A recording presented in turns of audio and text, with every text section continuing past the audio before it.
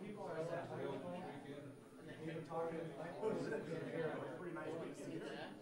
we just did maybe that's why I didn't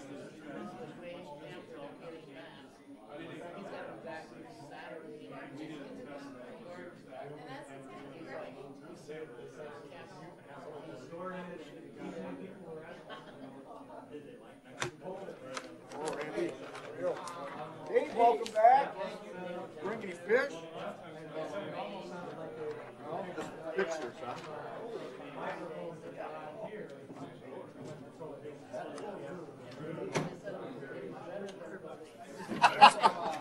Heck of a deal.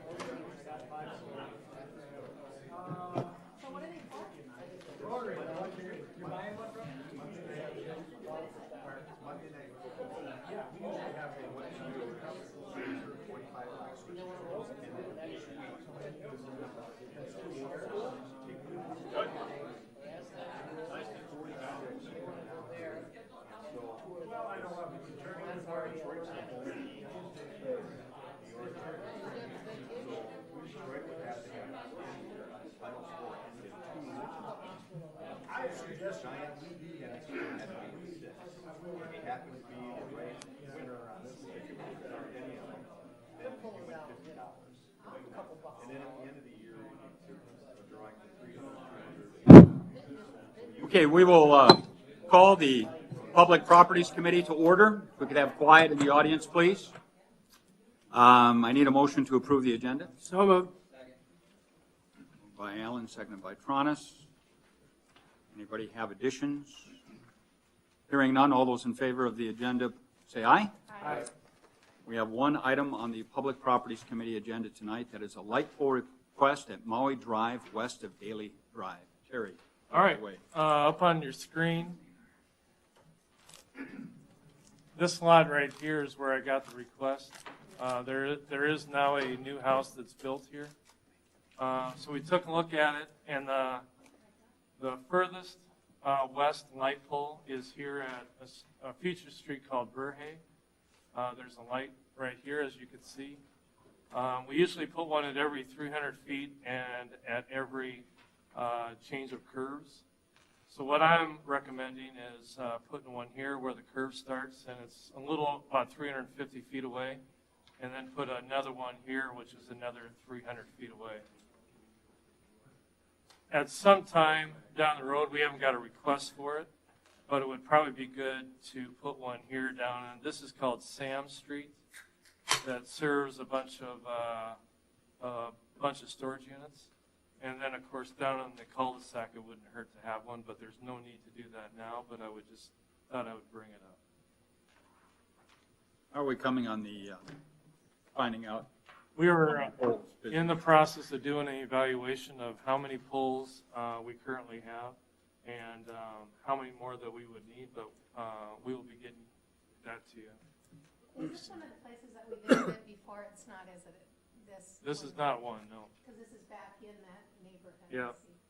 This is one when we drove the town and we brought up all those different light poles. This wasn't part of the area, and I didn't realize about the other home that is to the west. And it is dark. There's no lights. And they requested it primarily for their residents? For their residents and a little bit of security. Yeah, it's 700 and some feet away from the last pole. It gets pretty dark out there on the far end. Move to approve. Second. Moved by Charts, seconded by Tronis. Approve. Any discussion? I would just say this is a kind of a good news, bad news situation. I mean, the good news is we have development all over Mitchell. The bad news is we've got to now start putting up light poles all over the place. And runs into money, I'd like to know, again, I realize you're working on it, but how many poles we've got, how many more poles we need, and I still think, as much as people don't like fees, at some point, we may have to think about a light pole fee like we do a sewer fee, but we'll see. Any further discussion?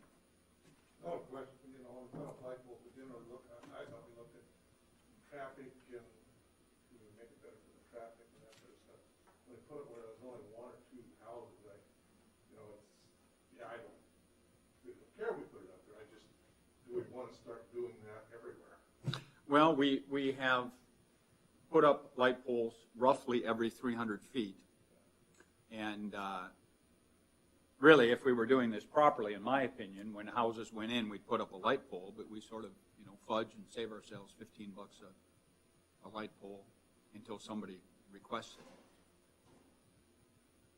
That's generally been our practice. And I guess for me, to say 300 feet is good enough for people who are in developed areas. Kind of sauce for the goose, sauce for the gander. You know. That's my opinion anyway. It's like a private security, like basically what we're putting up. Well, right now we are, but you look at that open space in the cul-de-sac, you know, there's going to be development, and so the question then becomes, you know, how many more houses you have to put in before there's a pole. If these people were not 700 feet from the nearest light, I might agree with that. But just because they're by themselves now. I mean, I remember when Joe Williams built his house, and he was the loneliest guy at the lake, and now he's got neighbors all over the place. Any other discussion? I just had one question. I drive Ullman every day, and so it causes me to reflect on our meeting a month ago. What is our turnaround time for, we say, go ahead, and then how long does it take to do? I'll check with Northwestern. Usually they have a backlog of projects that they're trying to do. I have a feeling it'll be a fall project / maybe into the wintertime, but I'll do some checking and find out status. I just was curious because now that I know. No, that's a good question.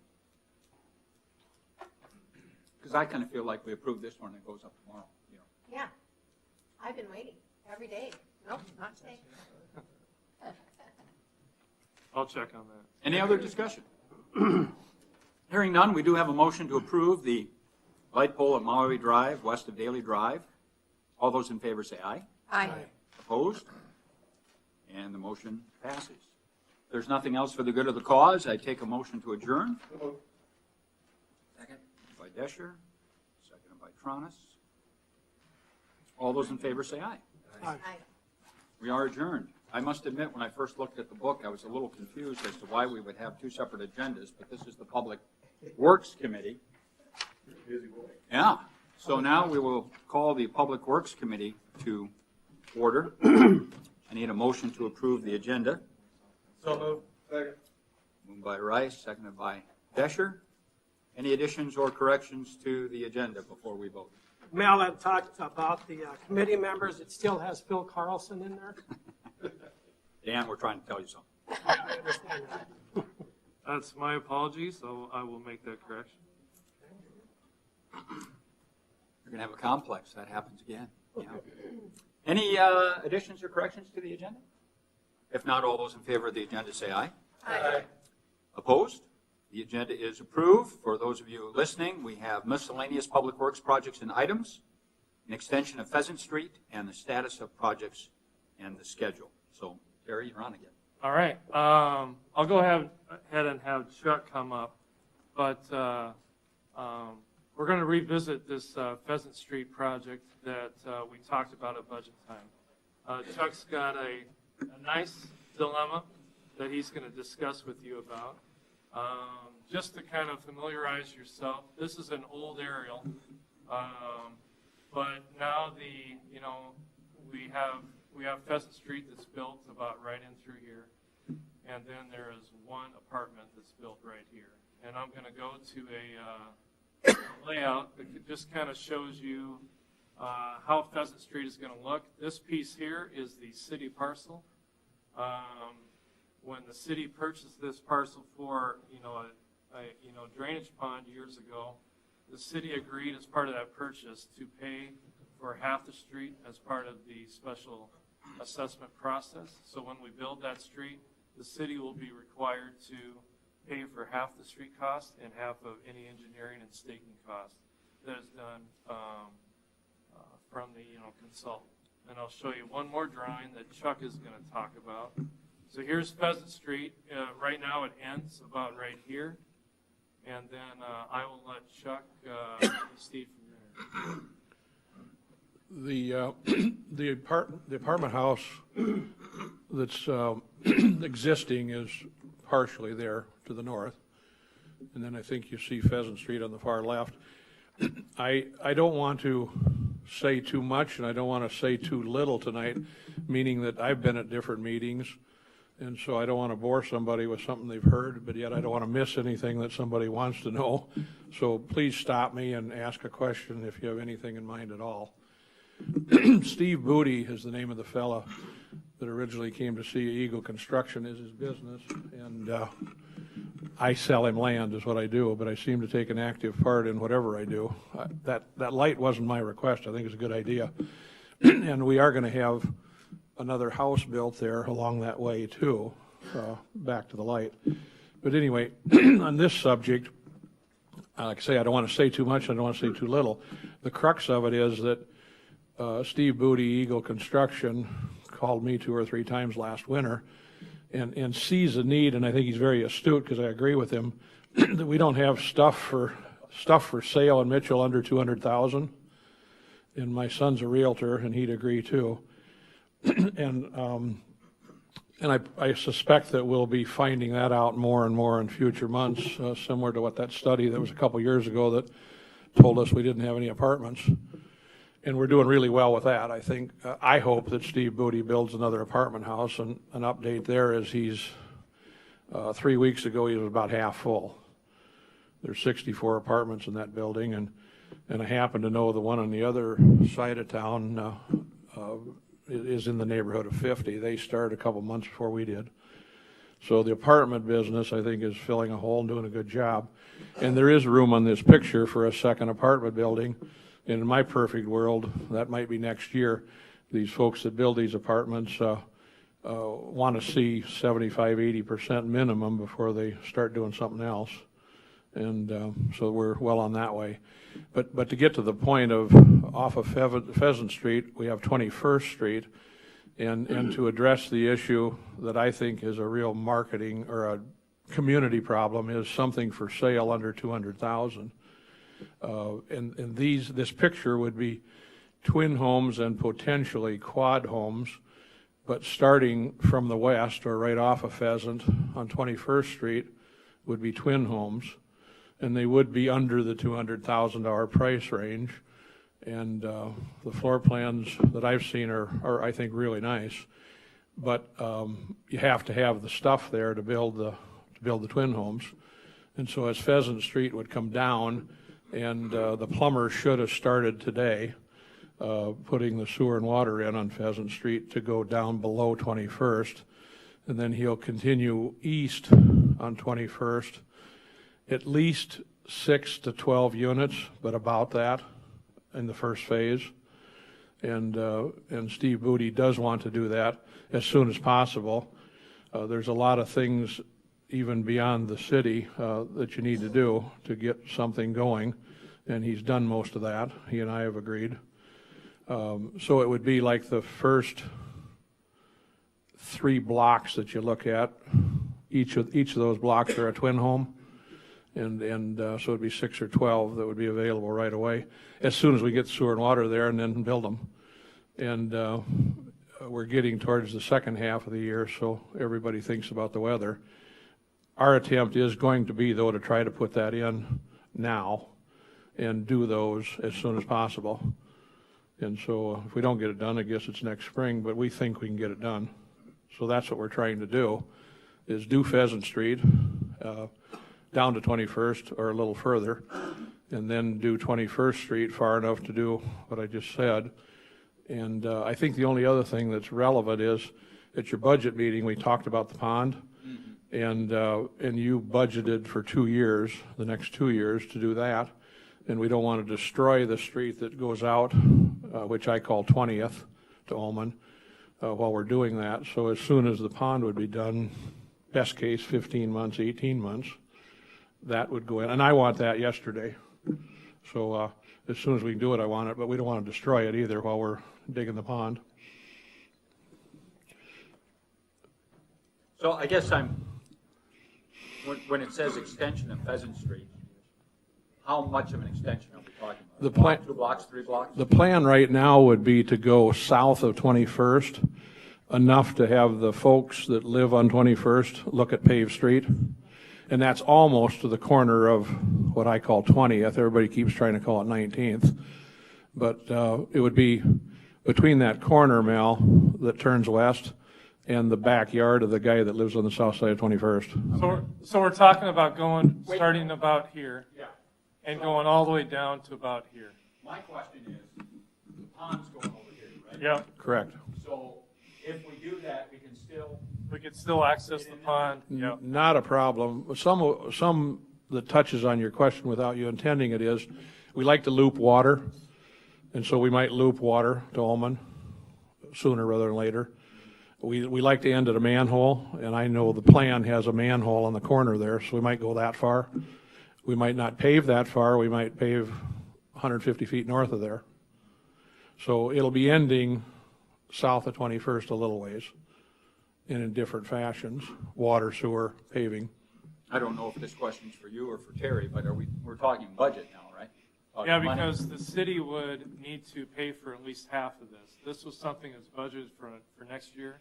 So if you guys approve of this idea, then we would need to appropriate at least $50,000 so the city could pay for our half of the street.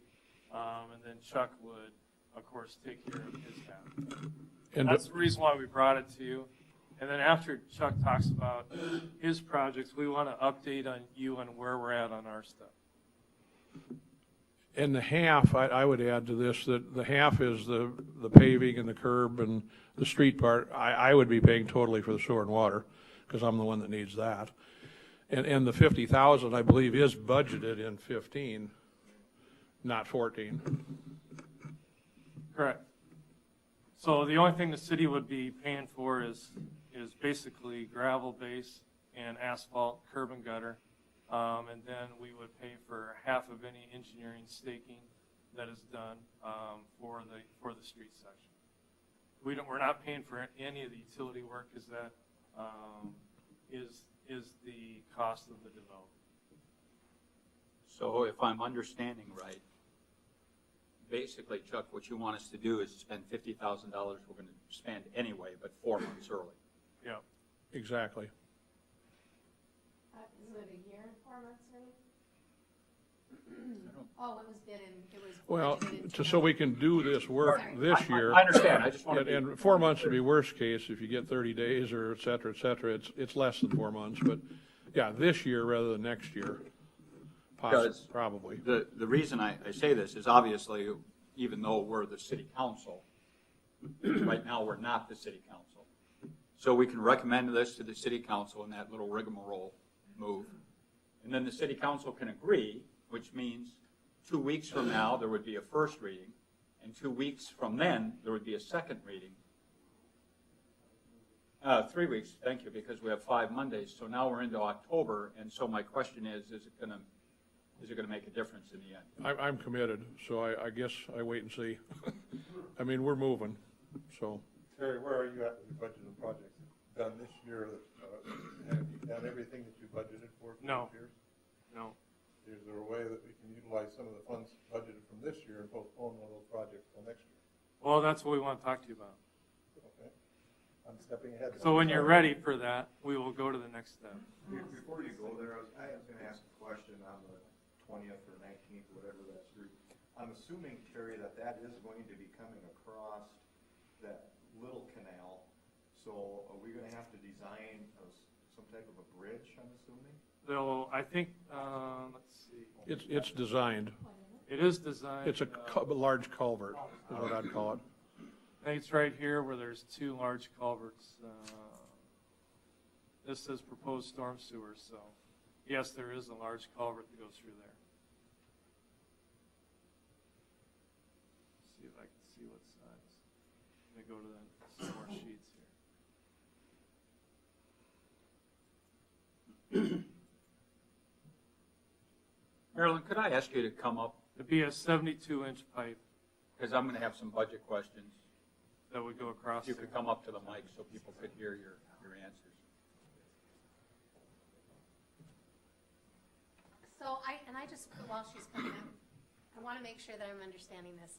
So basically, all we're going to do is extend Pheasant Street to what will be 21st Street, and then extend 21st Street going east to where you would build these dual homes. I will be doing all of 21st.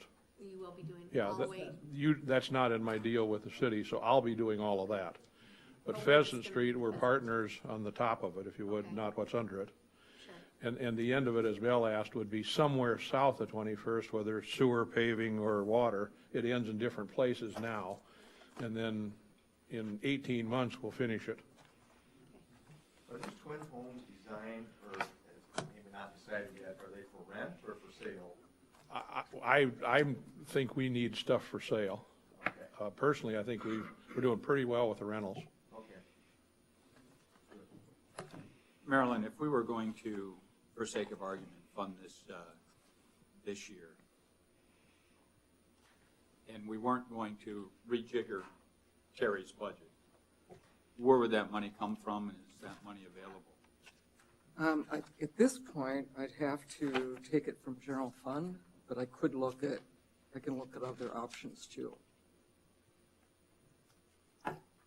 I didn't mean to put you on the spot, but there's, with these accounting rules, you bring things forward. Now, my other question is, wherever we get the money, the $50,000 that's budgeted, we have not yet approved the budget, yes? So would we then redistribute that money before we approve the final budget, or would we just leave it in there and then get it absorbed into the department for their use? What would be the standard way to do it? Well, we could do it either. I mean, you could take it out before a second reading, or you could leave it in, and it can't be spent on anything else.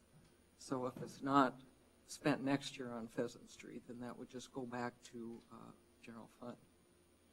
So if it was left in the budget for Pheasant Street, if it was going to be used for anything else, it would have to be reappropriated as a separate resolution or motion or something. Right. Anything else from the committee here? So, Terry, what I would prefer to hold any approval of this in abeyance until we hear about the other projects and what your plan is to pay for it, and then we can go back and deal with these issues Okay. at that time. All right. Up on the screen is a list of projects for 2014. These are projects that we started with through design last year, and projects that were added to our list. Some of these projects are the gravel, subgrade, that kind of work is noted on the screen. Some of the work is being done by the city, and some of the work is being done by contractors. So we'll just go through it a little bit. Overlay streets, contractors, Rexwinkle, it's done all the curb. I think about 95% of all the curbs are done for the overlay streets. So now what we're doing is working it in with commercial schedule. And as of right now, I think we're about 50% done. With it being so wet and saturated, commercial is trying to find some dry spots to go in. We still have some streets that still need to be milled. What we do is bring in a miller and mill down 1.5 inches on the sides. That way we still have room to overlay it. So we got to get in the mill in order to do a couple more streets, and then we could finish off with our overlay. East 10th from Main to Lawler, Ron has come in the last couple weeks, and they reshaped it once the water and sewer got done and put in gravel. So that sits ready to go for Rexwinkle. Issue is, with the rain, the gravel in the ground is saturated. He was hoping, depending on the rain, he'd be coming in on that one towards the end of this week. Not sure what his schedule will be. We're basically weather depending right now.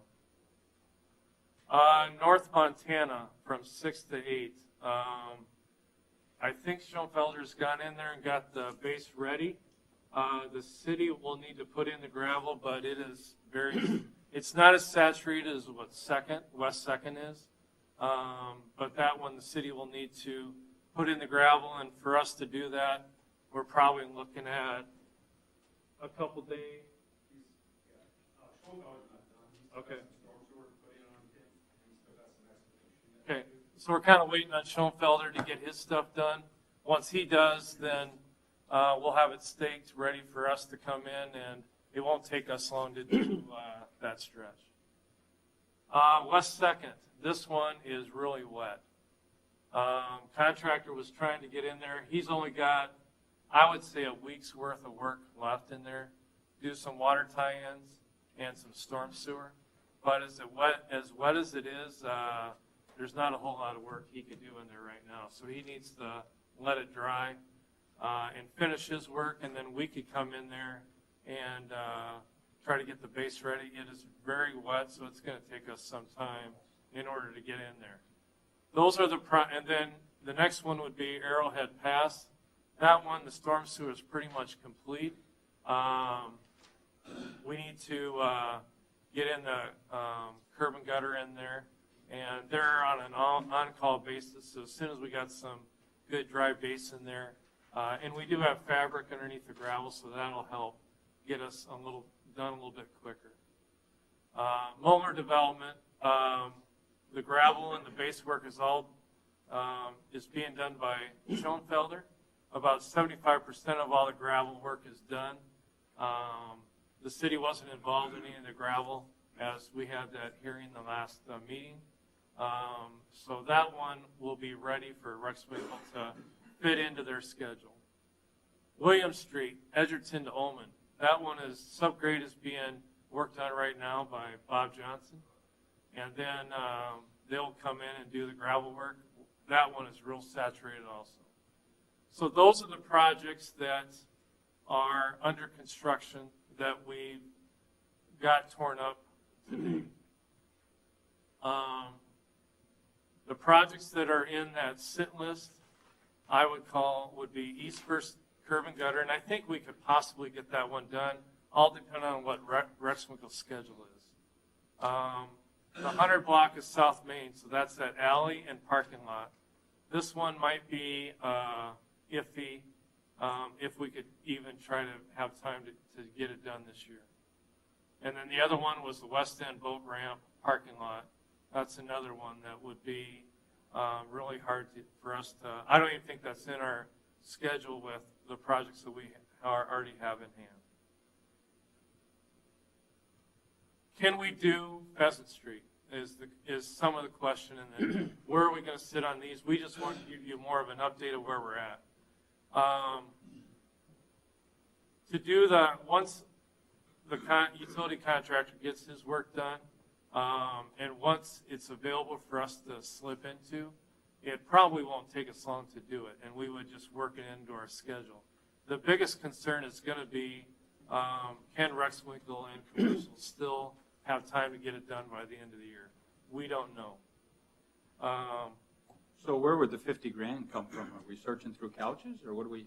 The 50 grand would have to come through that general fund like what we were talking about. Well, I had the impression early on that you had $50,000 worth of projects that weren't going to get done. Well, if we don't do the alley and the parking lot, then there's some money there that we wouldn't be spending. But it's in parking lots and alley, so it would have to be reallocated. Yeah, for myself, I hope we get that done. That's I don't going know to what be. anybody else feels, but that's kind of been a boil for a long time.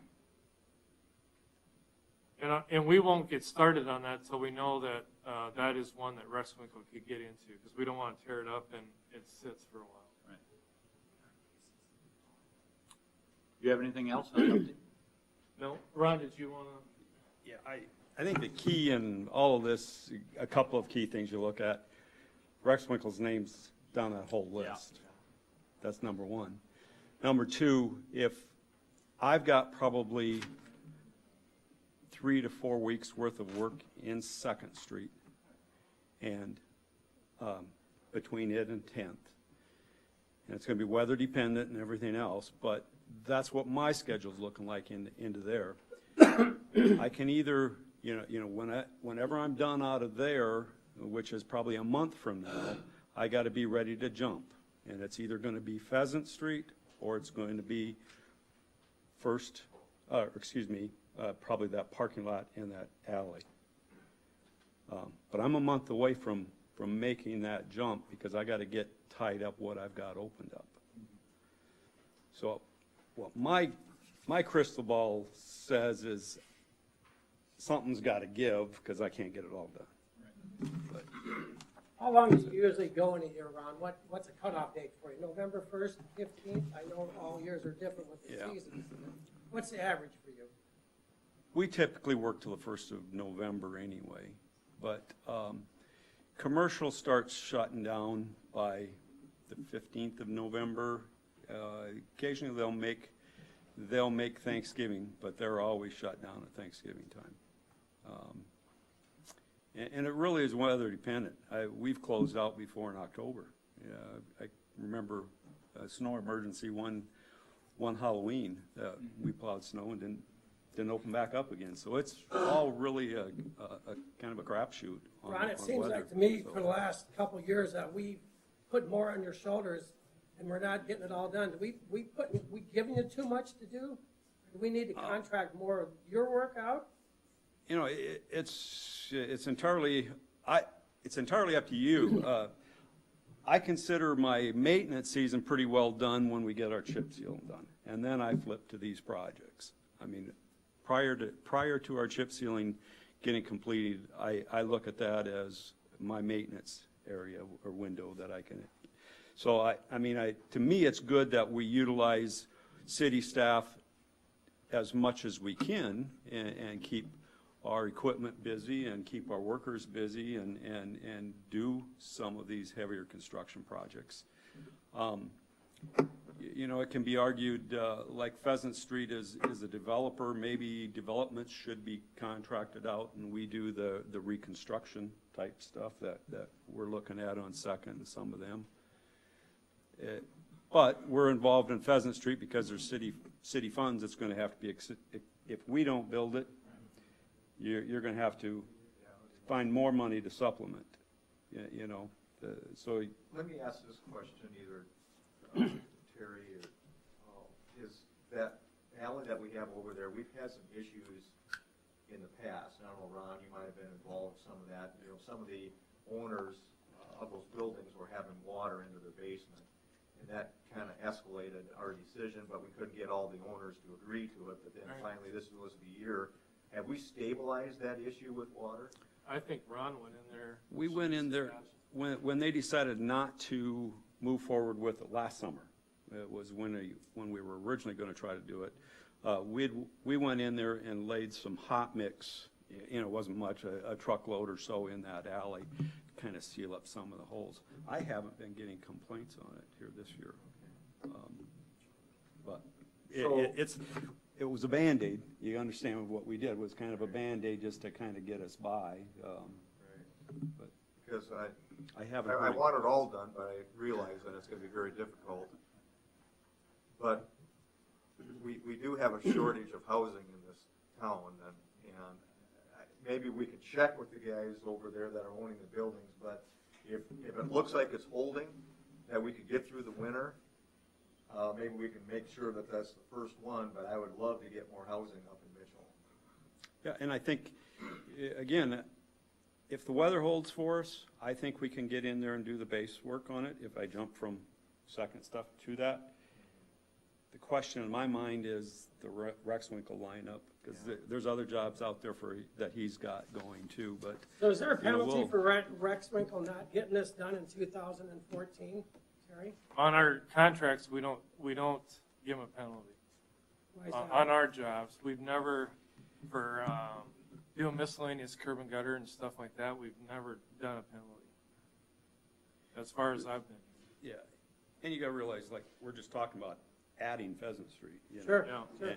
And stuff, so, but a lot of this, we're just now getting to it.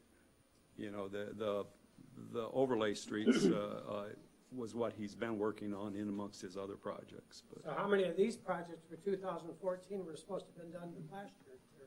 Well, some of these we were hoping would be done earlier this summer. That way we could have fit them in a little bit better. Like the Muller development, we were told that would be ready to go a lot sooner, but it didn't happen. The contractor that was doing utility work just couldn't get his stuff done. So that's one of those that, you know, we try to do as much as we can just because we see the need. And we try to fit it into our schedule. Ron and his crew are great with doing rebuilds and building base. Whenever he's done with a project, you know it's going to be good. So. And part of the problem is too, you can't predict the rain. Yeah, and that's the problem we're running into right now.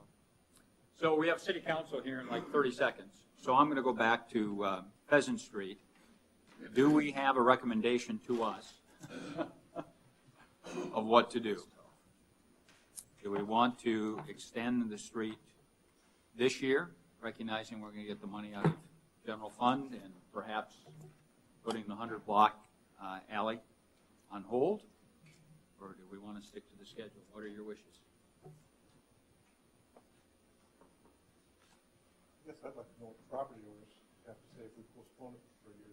You know, that you gotta take them into consideration. Yeah.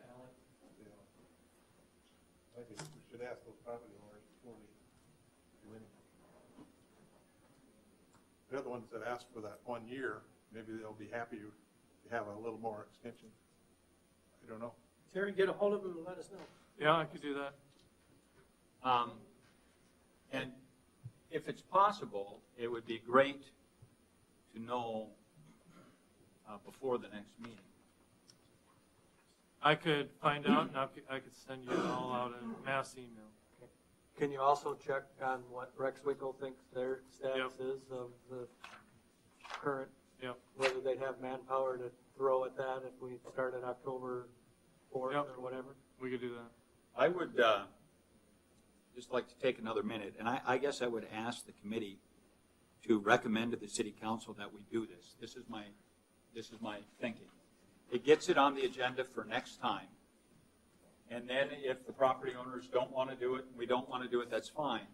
But if we don't recommend it this meeting, then the next meeting we have to recommend it, and now we're 2 weeks down the road. So I guess I would move that we recommend it to the council with the stipulation that check with the property owners. if the property owners want to do it now. If they want to, or don't want to do it now, that alley. I think you understand what I'm saying. I do. And it's far enough down the list that we may not even get to that one, even if it is before. It's really weather related. So we have a motion to recommend that the city council take $50,000 out of general fund and extend Pheasant Street to just past 21st Street this year, provided the property owners on the 100 block agree to a delay. Desher moved. Is there a second? Second. Seconded by Rice. Any further discussion? All those in favor say aye. Aye. Motion, well, opposed, I should say. Motion passes. I need a motion to Move to adjourn. adjourn. Second. Moved by Desher, seconded by Rice. All those in favor to adjourn, say aye. Aye. Opposed? We are adjourned. You've been trained now. Cindy? Hold on.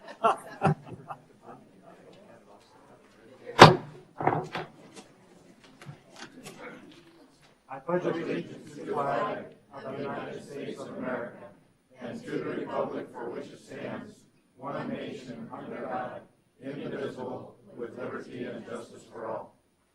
Do we have anyone here tonight for invocation?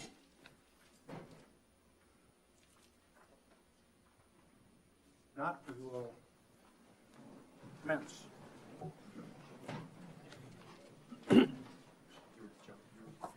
Roll call, please.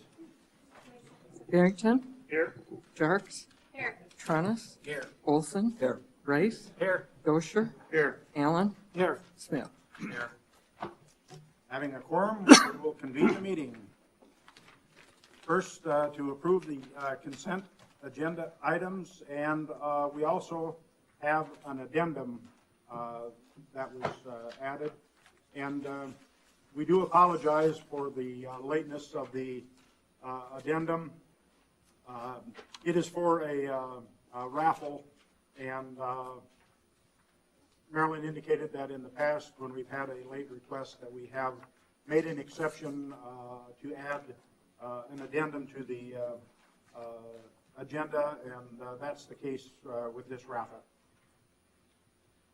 First of all, from the council of the consent agenda items, is there anything that anyone wishes to pull from the consent agenda?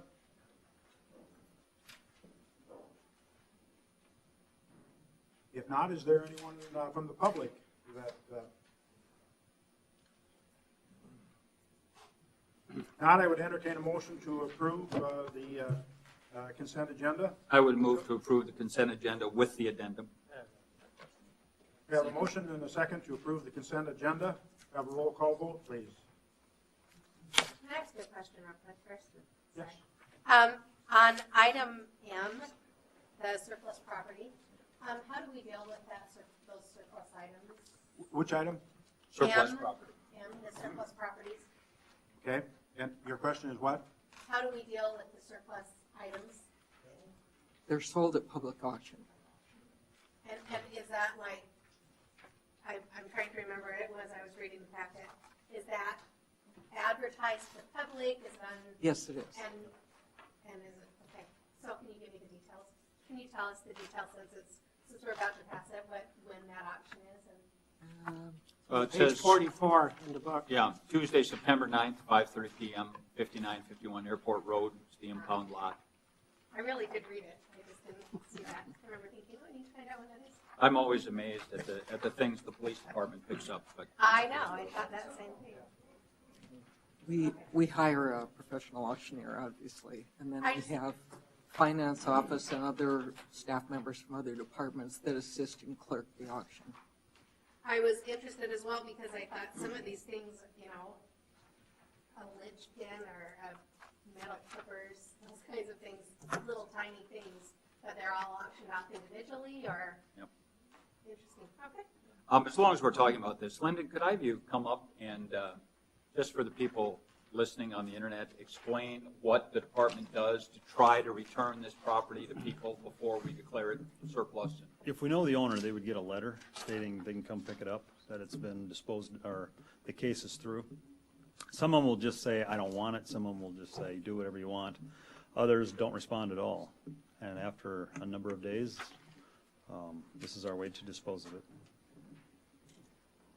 So, and not every single little item will sell one at a time. It might be a box of stuff at a time, or, And just for the Some council's, are like your police cars. like right, your some of them cars, are, it's our actual like that. equipment. Right. Do you usually have a pretty good turnout at this event? Not the best. Not the best? Well, I maybe mean, we need to advertise. it's not always the highest quality, so. Okay. Or, I mean, it's bought as is, so. and We don't know much Susan about and the the rest of you, just for your information also, before it gets advertised, the list goes out to all the departments, so they have the chance to look over the items and see if they want anything for their department use. And then it simply gets transferred in our capital assets between departments.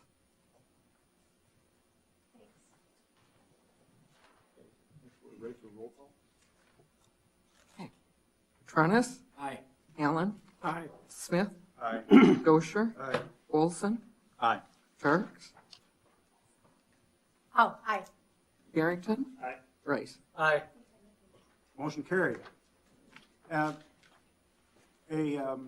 reminder, suggestion from, I've heard this from several individuals over the course of the last several meetings. Due to the fact that our meetings are being televised to our home viewers. I think there's been some times where there have been some glitches within the system that have caused some volume issues and people have not been able to hear. But also, I think some of it has been caused as a result of members of the council not speaking into their microphone. So try to be cognizant of that and try to speak into the microphone so that our viewers at home can hear what is being transpired. With that, we'll move on to citizens' input. If you need to address the mayor and members of the city council on an item that was not on the agenda, please come forward to the podium, state your name and your concern. Presentations are limited to 3 minutes. Items will be considered, but no action will be taken at this time. Council, have anything?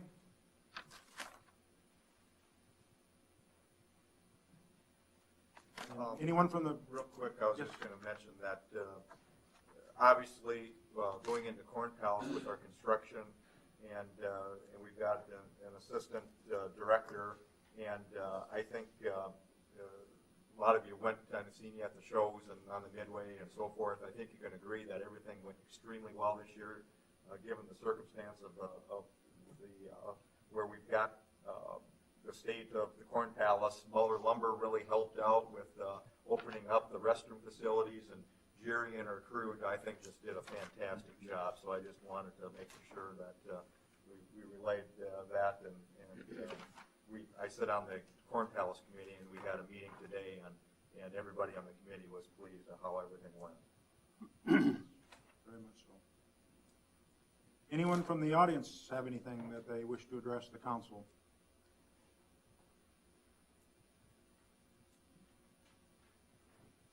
If not, I have one item. This is something that have not been looking forward to. Knew the day was going to come, but I regret to announce that today I received a letter of resignation and or retirement from our finance officer, Marilyn Wilson. She has indicated that it's time that she enter into her retirement and submitted that letter effective November 21st. And within her letter, she expressed that over the years, which 35, I believe, that she's been a city employee, that she's had, I don't know whether it's one would consider it an honor or a privilege to serve 6 different mayors and 61 different council members. So I think that she's had enough punishment over that period of time that she deserves a retirement. But I, for one, certainly am going to miss the services that Marilyn has provided for the city over that period of time.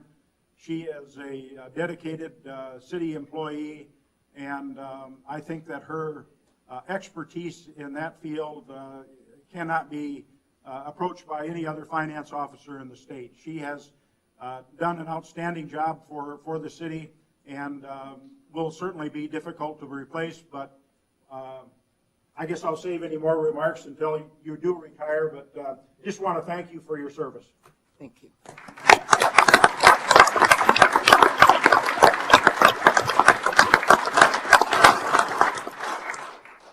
You still have 2 months to reconsider.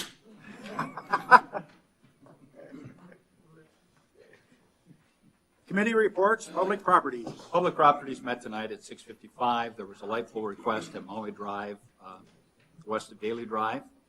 The nearest light pole was 700 feet away from the residents, and the committee moved to approve putting a pole 350 feet away from the 700-foot pole there.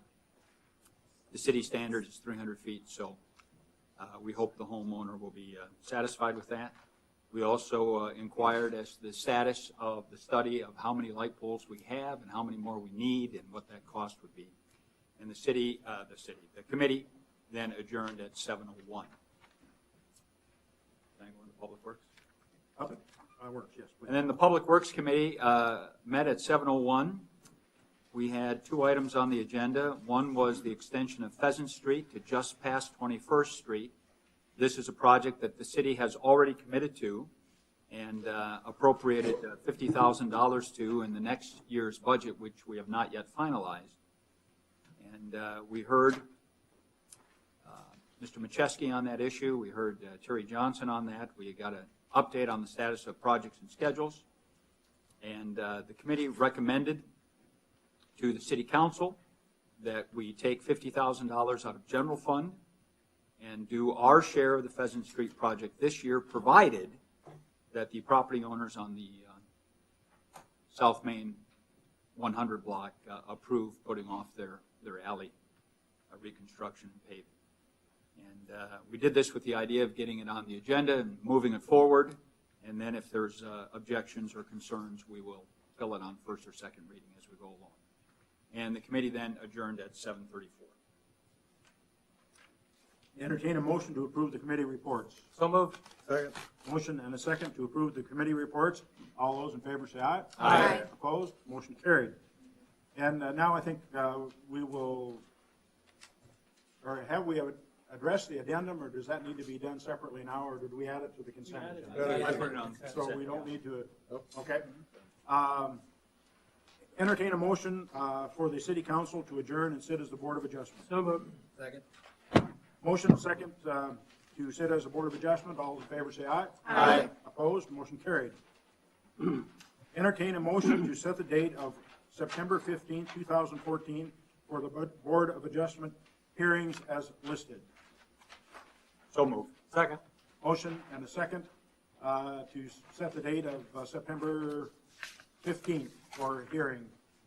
Any discussion? Then I would entertain a, well, we need to, yeah.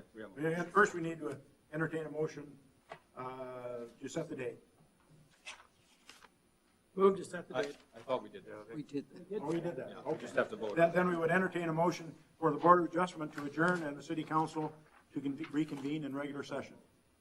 We did both though. Yeah, okay, I'm sorry. I knew we didn't do something. All right, let's vote first on the setting the date of September 15th. All those in favor say aye. Aye. Opposed? Motion carried. Now we'll entertain a motion for the Board of Adjustment to adjourn and the City Council to reconvene in regular session. So moved. Second. Motion second to reconvene in regular session. All those in favor say aye. Aye. Opposed? Motion carried. Award to bid side dump semi-trailer project 2014-31.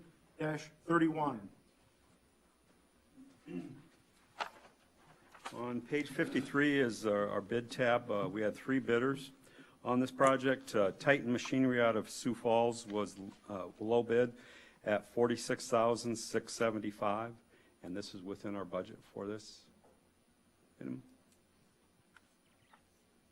Our recommendation is to award to Titan Machinery. Move to award Titan Machinery. Second.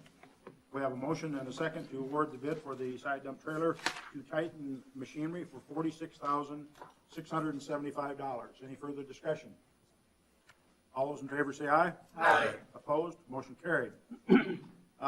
Tonight, I guess to kind of keep the ball rolling and to update everyone regarding the status of a couple of projects that we have. The first one is the new City Hall. We, as a committee, have been meeting regularly with the architect as well as the construction manager. And last week, we met, and they had prepared for us an estimate of the cost for the new City Hall, the renderings which we had presented to you also a couple of weeks ago. The estimate that was submitted to our committee was significantly higher than the $3.2 million that we have set aside for the project. In discussing the proposal and the project as was submitted by the architect, we kind of grilled them down as to where some savings might be realized, and directed them to make some new estimates of cost of construction. Without going into a lot of detail, the original plan called for a full basement, and we have asked that not to eliminate the basement, but maybe to reduce it to half size. What was initially proposed for the basement was also to house the IT office because of climate, and thought that having the servers and so on down there might be a better place for it. However, some other accommodations would have to be made if we have an office with personnel in the basement. So we have requested that we move the IT office upstairs. Now, we did have some provisions in the upstairs for any possible future employees that we might need over the course of the next 50 years or whatever. Obviously, if we take away some space in the basement and move that upstairs, that will reduce that space. But it's something I think that we can live with. We have some other considerations that they're looking at. As we know, the site that has been selected for the City Hall is where the vacated Longhorn and VFW was. There are some issues that, because of that location, that some accommodations have to be made to safeguard the American Legion building that might not normally be required if it were, for instance, behind where we originally were planning on siting it. So there's some costs that are associated with that location. Personally, I think that those costs are justified because of the location, because I think that having the hole, so to speak, on Main Street by the demolition of those two buildings creates an opportunity to build a building that I think will enhance the looks of our Main Street. And even though it may cost a little bit more to site it there, I think that extra expense is justified to be able to build the building on Main Street. And at the same time, I don't think that the property that we did purchase certainly is not going to go to waste if we site it the City Hall on Main Street. We're always going to have a need for parking, and that space certainly will serve well for parking, whereas the opposite doesn't necessarily hold true, I don't think. If you put the City Hall behind the not on Main Street, the space of the vacated or City Hall or the Longhorn and VFW is not situated quite as well for parking. So I don't know that it's necessarily an equal trade-off to move. And I think that there are other areas that the architects as well as the construction manager have identified where they feel that we can make some adjustments.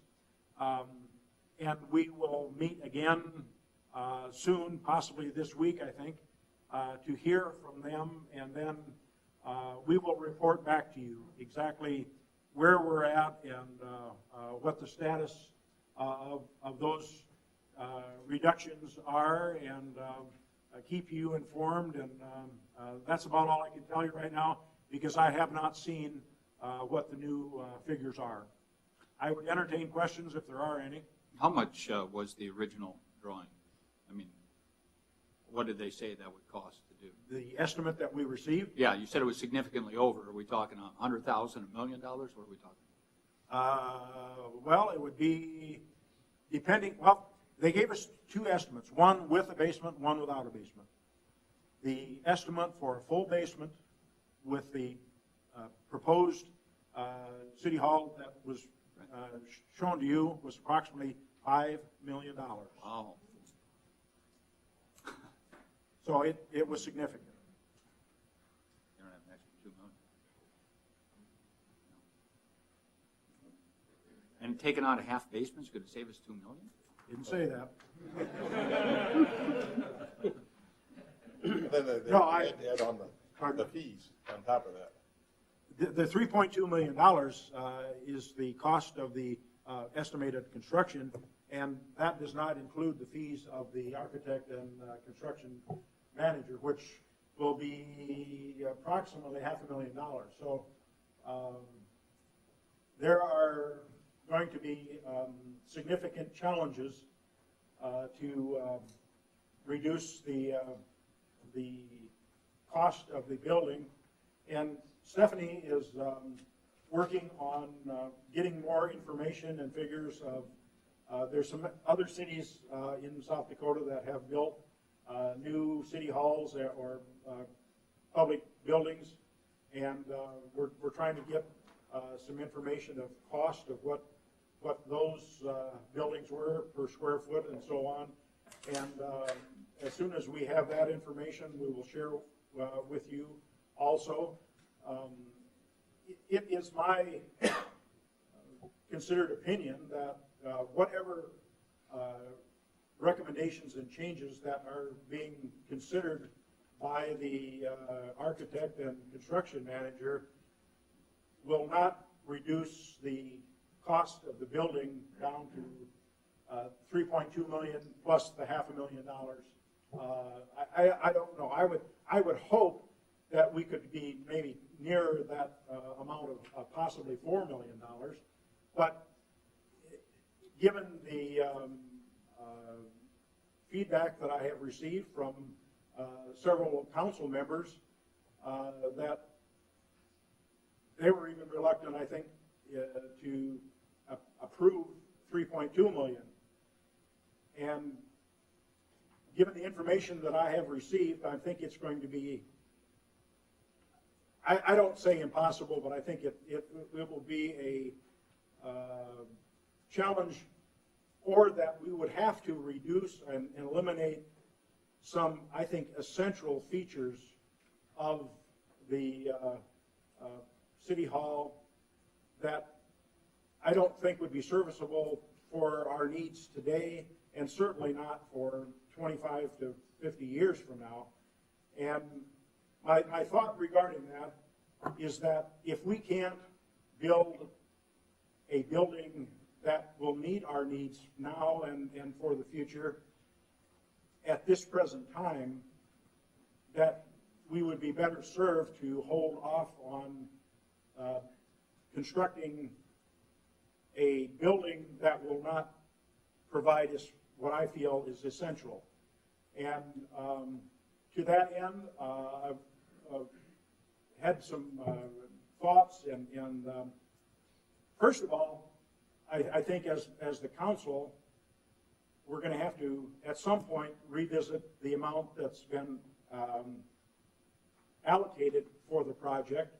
And if, given the information, and like I said, we're trying our very hardest to reduce the number of the $5 million that we received, but even in doing so, I'm thinking that there's just not any way that we can get down to a 3.2 for construction, and therefore we're going to have to make some considerations to adding some additional funds to that. As to how we go about doing that, I've gone to Maryland and asked where some funds might be allocated from other sources. We talked to Jeff briefly about it, and I have not approached the department heads or anything regarding the possibility of deferring some of our capital improvements or purchases in order that we maybe possibly redirect some of those funds to the City Hall, if that's one possibility. There are capital funds that the council has set aside, $250,000 a year for a couple of years, and the possibility of maybe transferring some of that. But all of that is going to require your approval. And I'm going to, put it out before you now so that you have some time to get thoughts on it, feedback from the public. And another possibility that I want to present to you, depending on which option, if any of them are agreeable to you, we have set aside and allocated funds for the renovation of the Corn Palace at the amount of about $4.2 million. The balance of that, which is, was to be used to convert a vacated city hall to exhibit space and theater and all of those accommodations. We can't start work on City Hall until we vacate it. I think that it's maybe a possibility to consider would be to reallocate some of those funds that have been dedicated to renovate City Hall once we vacate it to the new City Hall, and then we then have an opportunity over the course of the next year or two to come up with additional funds to finish the City Hall project. That's just another something that I will toss out there for your consideration. At the present time, as you will all recall, we don't have enough funds in the City Hall project or the Corn Palace project to totally convert the vacated City Hall. So we were going to need to supplement that in some manner anyway, and I'm just suggesting that maybe that some of that money might be diverted to City Hall. But again, these are just suggestions, and I will welcome input from members of the council, and again, try to answer any questions that you may have regarding where we're at with City Hall. Just out of curiosity, you mentioned that there were costs that we were incurring by building right on Main Street. Is that a significant amount, or is it? Well, I'm not in the construction business. The amount that they had initially with a full basement was $150,000. By reducing the size of the basement, there will be some savings that will be realized to reduce the $150,000. Not all of it, but some of it. And I don't know if you located it elsewhere, if there would still be some funds out of that 150 that might still be necessary even at another location. But the savings was going to be in relation to the basement that you were building, that? To shore up the basement to prevent the possibility of damaging the American Legion in the construction immediately adjacent to that property.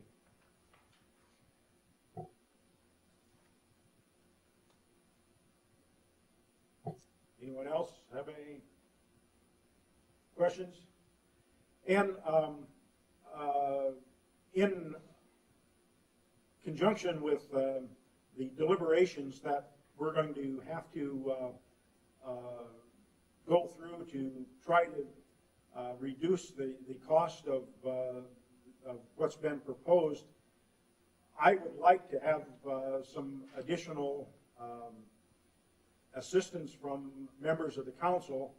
So it's going to be my wish and to appoint 2 more members of the council to help us through that process. And so I'm going to ask Dan Allen and Steve Rice if they would join our committee, and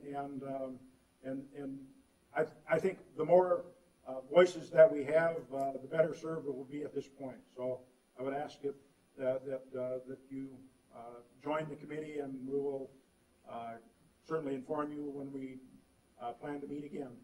You got time in your busy schedule? Not this week anymore, but next week I'm free. Ed, are you raising your hand, or would you please step to the microphone, please? I'm Ed Potzler. I had a question. When we bonded for the projects, there was $2 million bonded for a basketball court that was supposed to be built in conjunction with the Corn Palace. That was never finally approved. That was part of the discussion. If you will, I'll try to I asked Marilyn to refresh my memory of the breakdown of the 13.9 million. We have 3.5 for the sheet of ice. 2.5. 2.5. Yeah, excuse me, 2.5 for the sheet of ice, 2.3 For the somebody, library. for the library, 6.5 for the Corn Palace, and 2.6. 2.6 for City Hall. Oh, okay. I thought there was a, There was discussion of whether or not we wanted to add another auxiliary space, in fact, in lieu of the fact that we were going to use the armory for some of the space, whether it be a gift shop or the exhibit, but we were going to eliminate the use of the armory. And under the proposal now, we're going to continue to utilize the armory as is, and that negated the need for the auxiliary space. oh, okay, I thought maybe that would be available for No, adding on to City Hall, because I didn't see any construction being done out here, so. No, there was talk, and I think that brought the total to 6.5 or even $7 million just for that part of the Corn Palace, and it was decided that, you know, it wasn't, in the end, it wasn't worth the money to build another complete gym. Plus, we had there's property that was involved. Yeah, we would have had it's to not get some acquired. property, and we would have had to close. My the confusion, street. thank you.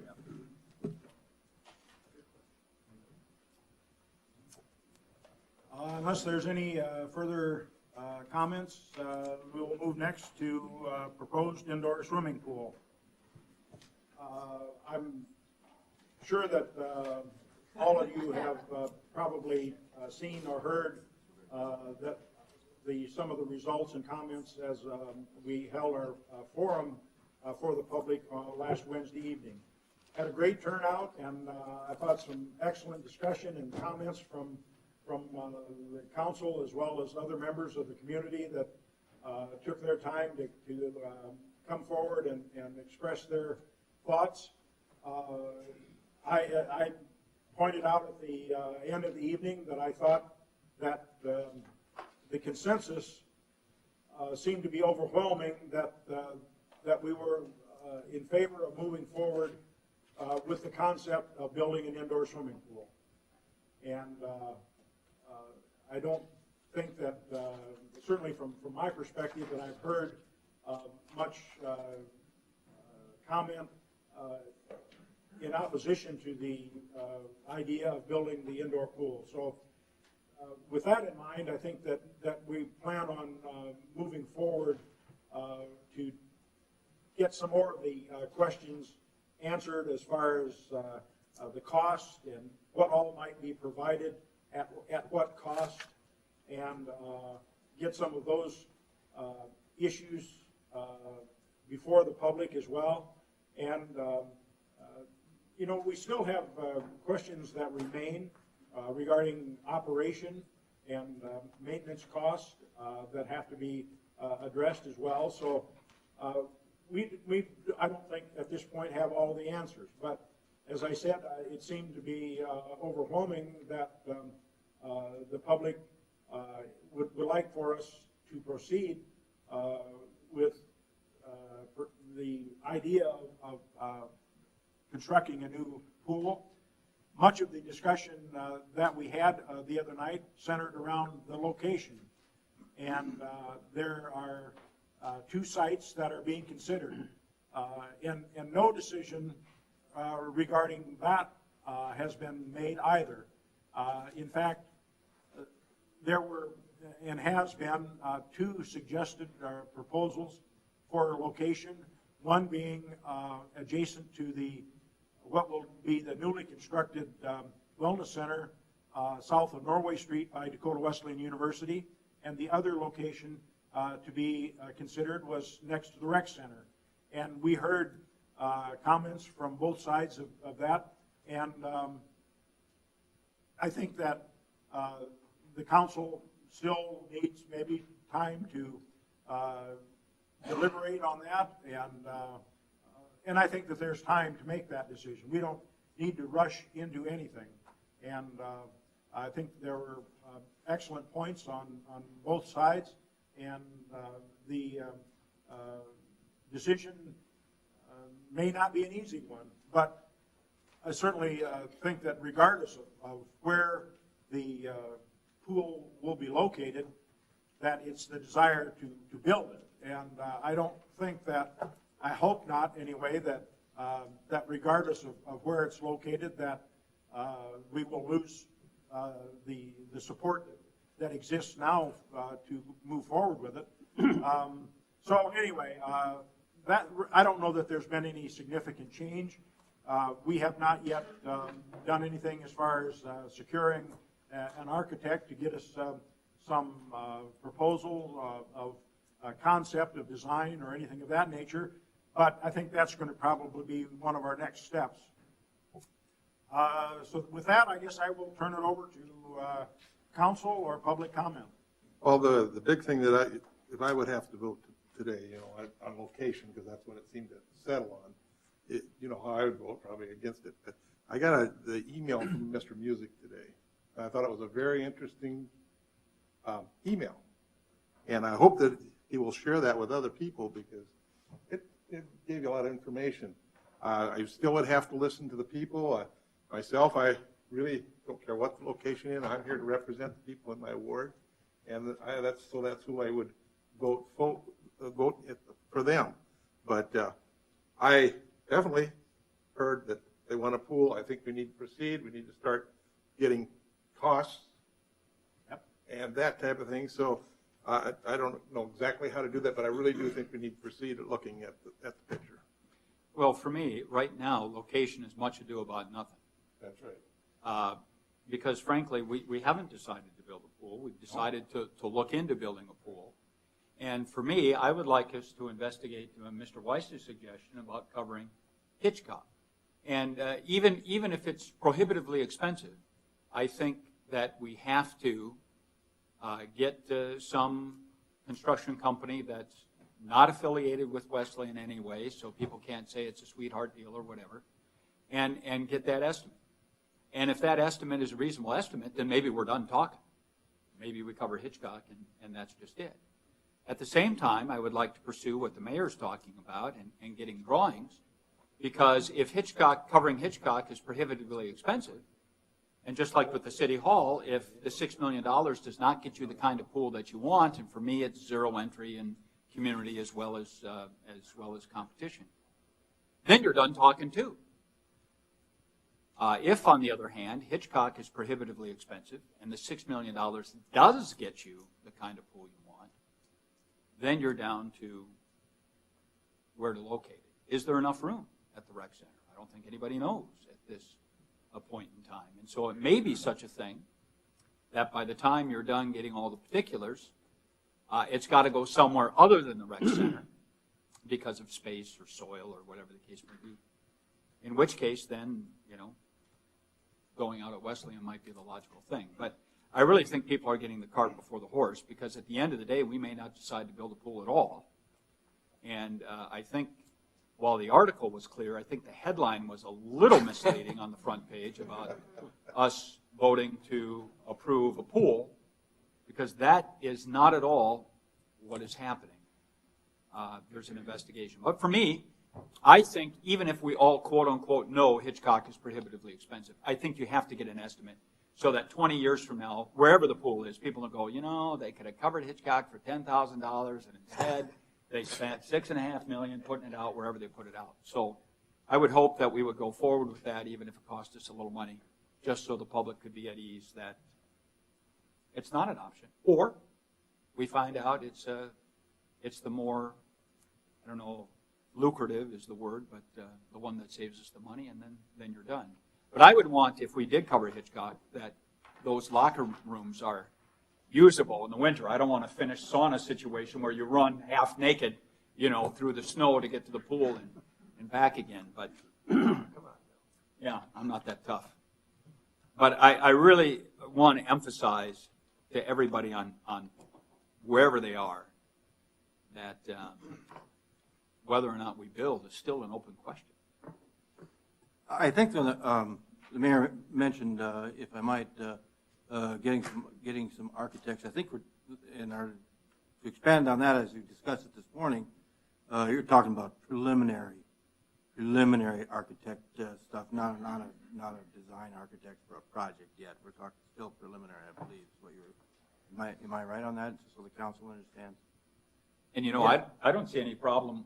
Dusty brought those drawings of going to the Watertown architect or whoever they got it from and saying, you know, here's what you drew, what's the absolute estimate on that? So you wouldn't have to necessarily reinvent the wheel.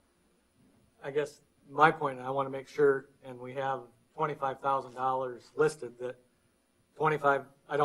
I hate spending the money, but if we're going to spend money, it needs at least to tell us what $6 million will buy us and what $6 million would look like at a pool at the rec center or at D-Dub or wherever else it might be. That, as Carl said, it's preliminary, but it's enough to tell us that, yes, if we budget, maybe it comes out to $5.5 million, we will have a finished pool. Not that, well, it'll get us close and then we bid it and it's $7.2 million. I don't want to go that route. So if it takes $30,000 to figure that out versus $25,000, then let's figure out how much it takes to answer the question of Mel's Point building it. Maybe it won't work at one location. I have no idea, but that we have an answer if we're going to spend the money, not that we're close to having an answer. And I just want to add one other thing. I think everybody on the council has particular strengths. And frankly, I think mine is political.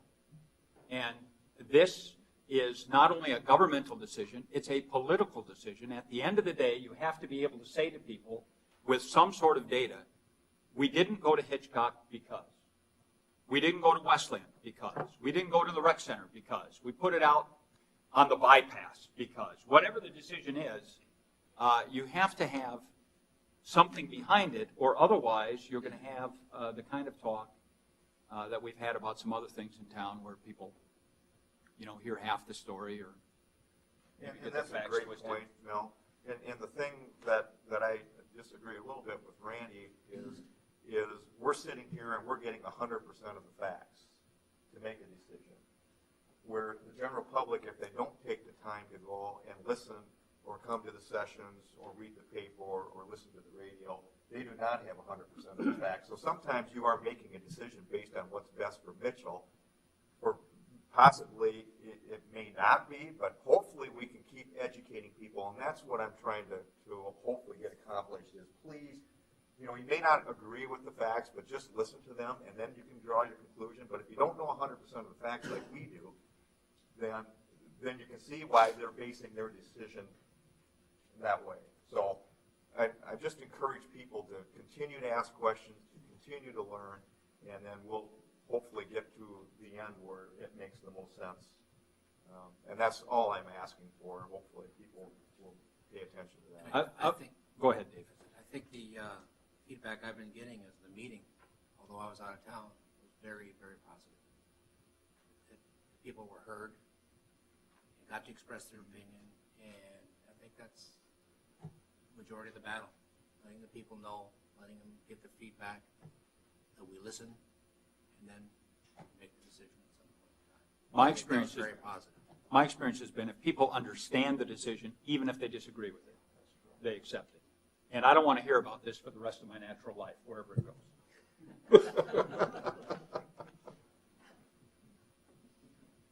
I just would like, also, after we do get those facts, maybe have another forum like that.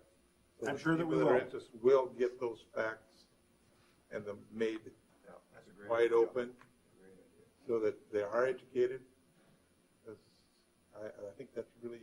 Well, I think that the next step will be to try to get some sort of a preliminary rendering of what a pool might look like. And it would be my thought that we propose to whomever the architect might be that we have $6 million. What can we get for $6 million? Have them draw up that, and if, as Mel suggested, maybe that there isn't zero entry because 6 million doesn't, then we know that, and we can deal with that in whatever manner. Maybe we don't go forward with the project because it doesn't have the features that we want. Or you decide that you're going to try to allocate more money, wait, whatever the decision is made. But I certainly agree that we need to keep the public informed, and once we have more information to share, we will have that meeting and again allow people to be heard, and that's my intentions as we move along in this whole process. You're saying separate meeting, not a regular council meeting, but a special. Well, it was a special meeting, but yeah, yep, yes. Anyone from the public have any comments? Ed, please. Ed, yeah.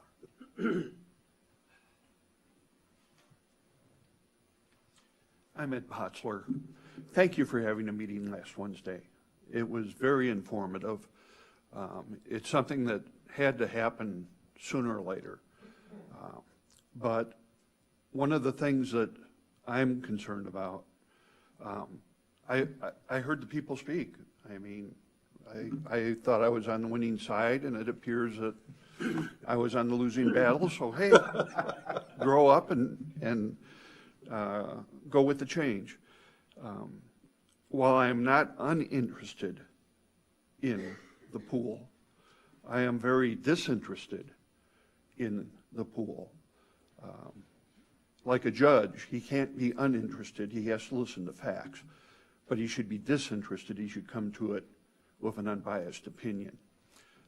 In my previous life, when I had to earn money, I was a project manager.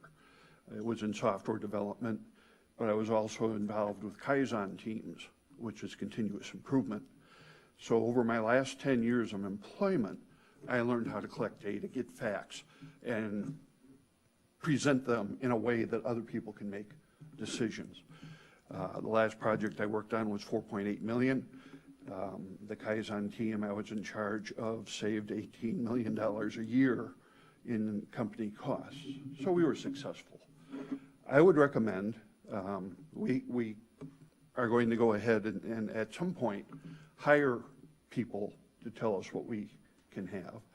But I would recommend a team of 5 to 7 people headed by Dusty Rodick to look into what the requirements of this pool should be.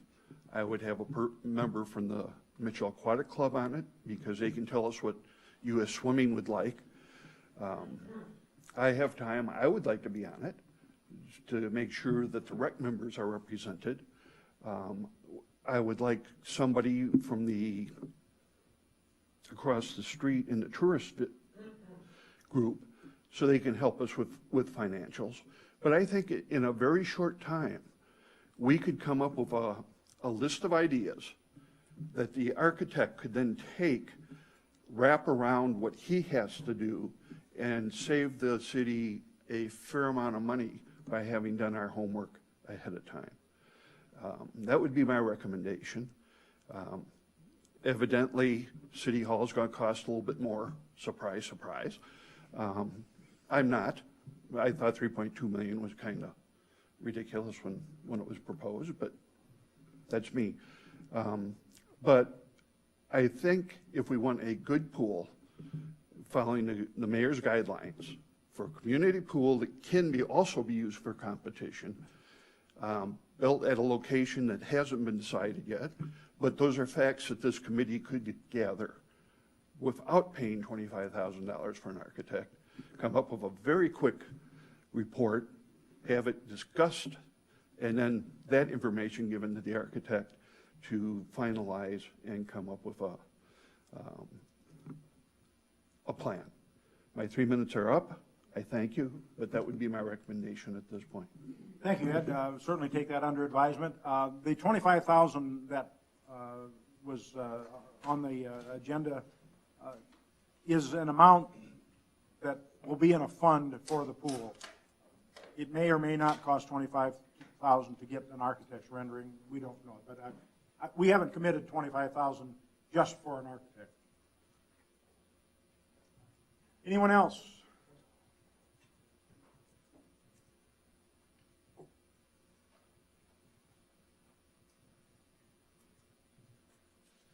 If not, we shall move on. Consider approval, a request from the Mitchell 125th Statehood Anniversary Committee for the 125th Statehood celebration on Tuesday, September 9th of 2014, providing riders and participants of the Wagon Trail an evening meal and entertainment, children activities and incidentals in the amount of $2,400.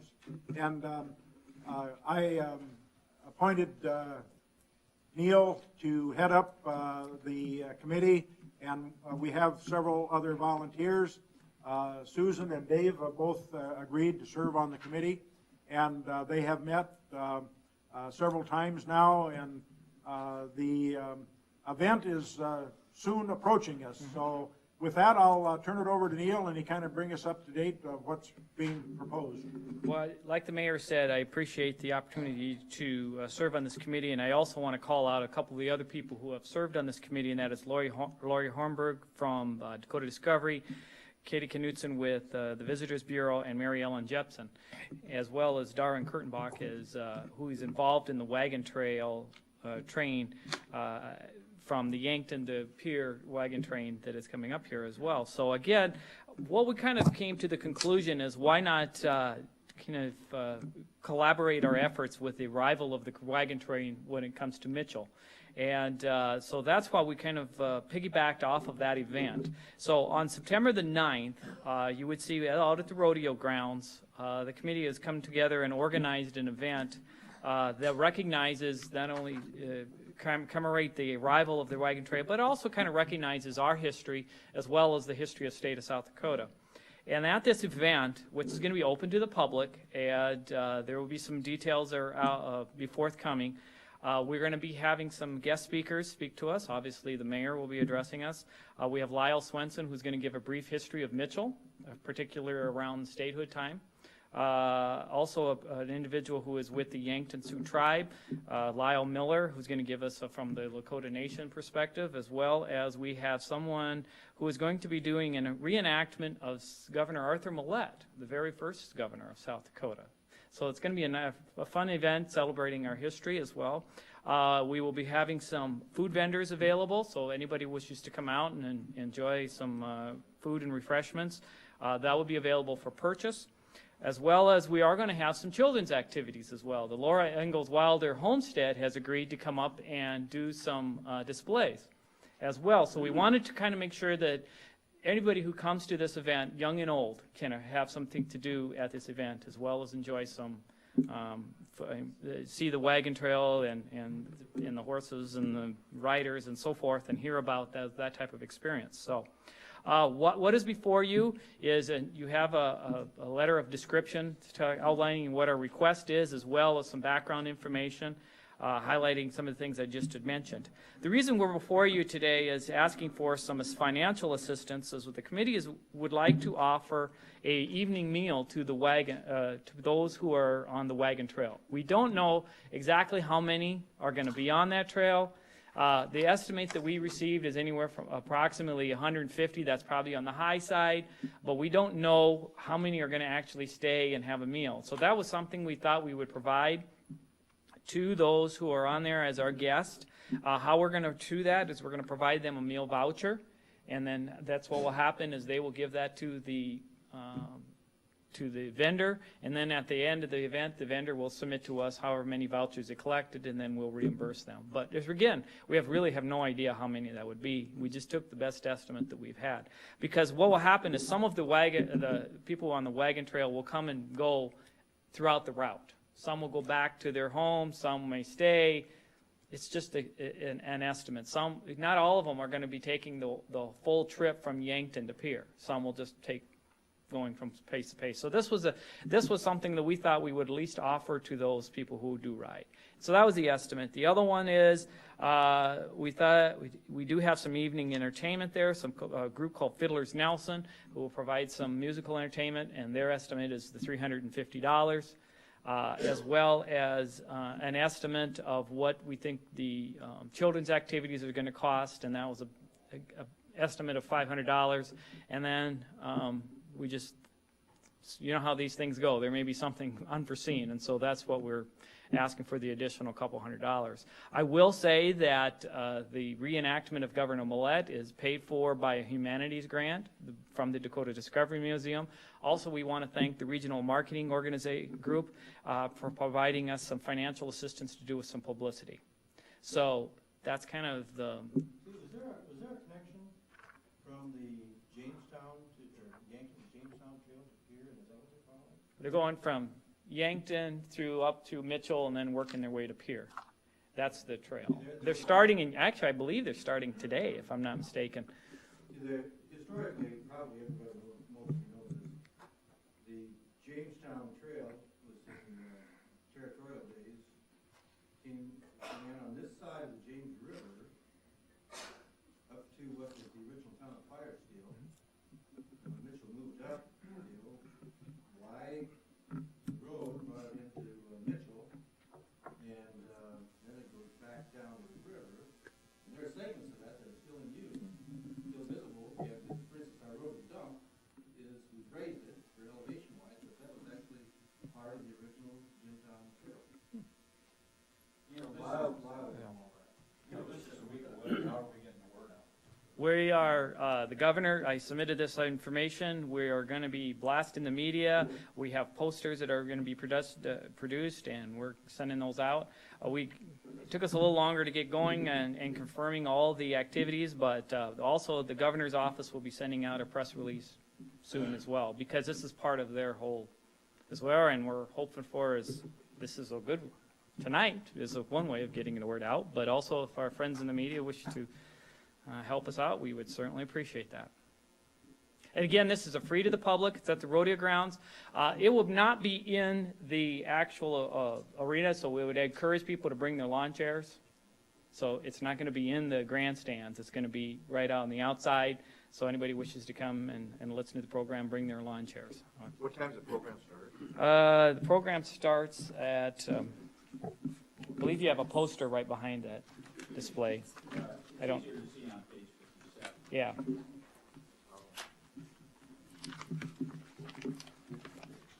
I know we've had Fiddler Nelson at a couple of the hunt events, and if your feet don't start moving to this guy, they don't move.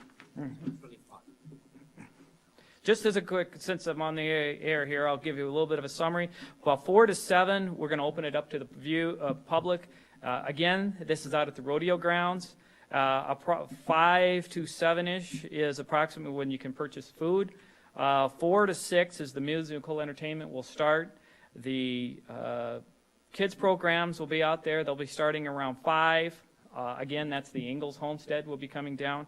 And then at 6 o'clock is the ceremony. And so, again, this is free to the public. Anybody can come. Again, bring your lawn chairs. I guess if I missed anything, I would yield to the 2 council members if I missed something. Did a good job. Okay. And again, thanks to these 2 for everybody who did serve on this. And we encourage you to be there. So you need an approval for the 2,400, correct? Yeah. Move to approve. Second. I have a motion and second to approve the request for the $2,400 for the 125th statehood ceremonies. Any further discussion? All those in favor say aye. Aye. Opposed? Motion carried. In a unrelated note, at the last meeting, I presented to you a request from the governor's office to create a plaque to be displayed somewhere in Mitchell in honor of Governor Gunderson, who was a previous governor that resided in Mitchell. At your request, a letter was sent to the service organizations in town to solicit interest and or funds. I could report that my door has not been beaten down with offers to fund this, so it may be that if we're going to move forward at the next council meeting, we may have a request for a supplement if we're going to consider it. So that's just the update that I have regarding that. Next, resolutions, 3215, a contingency transfer.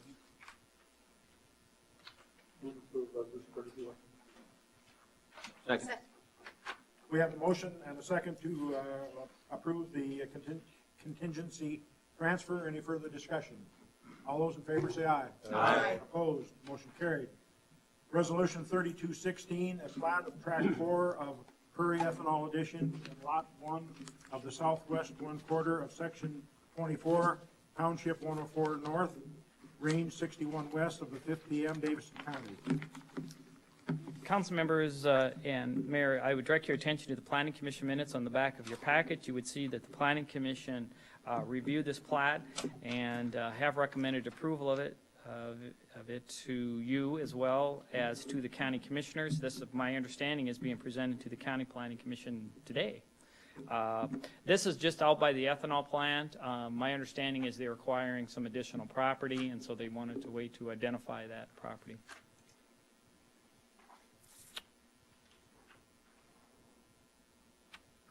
Move to approve resolution 3216.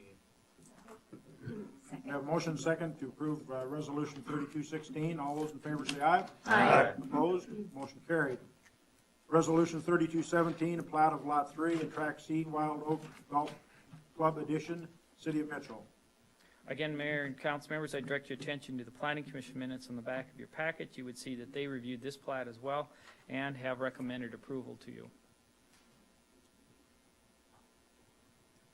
Move to approve resolution 3217. Second. We have a motion and a second to approve resolution 3217. All those in favor say aye. Aye. Opposed? Motion carried. Second reading and adoption of ordinance 2490, an ordinance of the City of Mitchell, South Dakota, rezoning the real property legally described as the west half of Block 1, Morning View Edition, the City of Mitchell. Move to put ordinance 2490 on second reading. Second. Motion second to place ordinance 2490 on the second reading. All those in favor say aye. Aye. Opposed? Motion carried. Move to adopt. Second. We have a motion and a second to adopt ordinance 2490. Roll call vote, please. Smith? Aye. Sharps? Aye. Olson? Aye. Rice? Aye. Allen? Aye. Tronis? Aye. Dosher? Aye. Barrington. Aye. Motion carried. Second reading and adoption of ordinance 2491, supplemental appropriations. Move to Please, put second reading. second. Motion second to place ordinance 2491 on second reading. All those in favor say aye. Aye. Opposed? Motion carried. Move to adopt. Second. Motion to adopt and seconded. Roll call vote, please. Dosher? Aye. Smith? Aye. Allen? Aye. Rice? Aye. Sharps? Aye. Barrington? Aye. Tronis? Aye. Olson. Aye. And ordinance 2491 is adopted. First reading of ordinance 2492, 2015 annual appropriation ordinance. Carolyn? I don't know if I really have any comments, other than, as the council has had requested for budget hearings, this is the 2015 appropriation ordinance, which we present for first reading. Total budget based on what the council has done so far is $34,793,371. And this leaves, find the right paper here. I believe it's 2.66 as a general fund balance.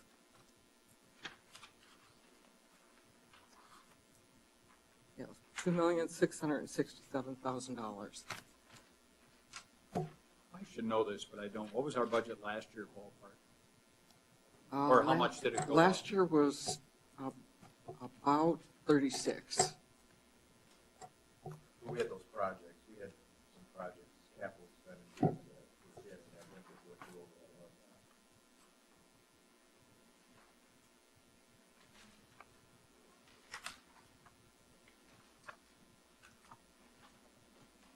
Do you know the amount request from the county auditor, is that up or down from last year? Is what? Is that up or down from last year, the 4.625051 that you have listed on page 76? From what? The county. Oh, The request, yeah, the request is up. is up below. The request is up, but the levy will actually go down because our, the valuation came in higher. So the taxes, at least based on this estimate, what we have so far, will go down about 30 cents a thousand.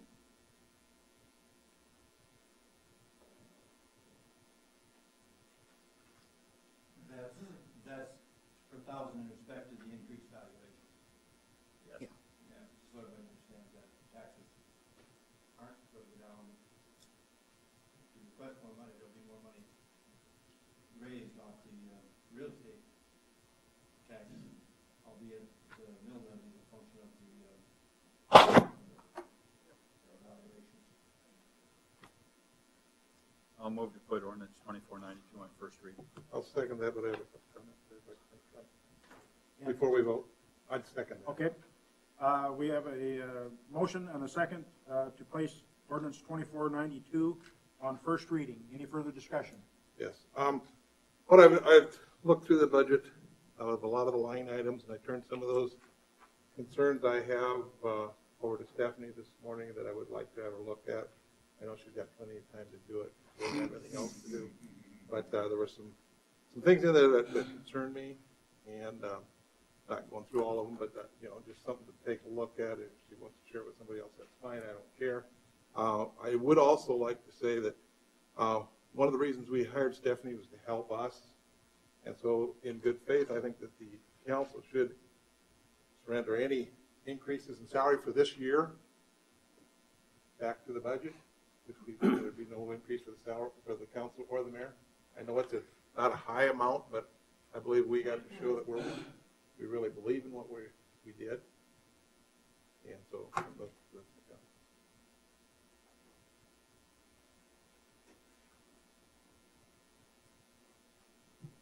Okay, we have a motion and a second.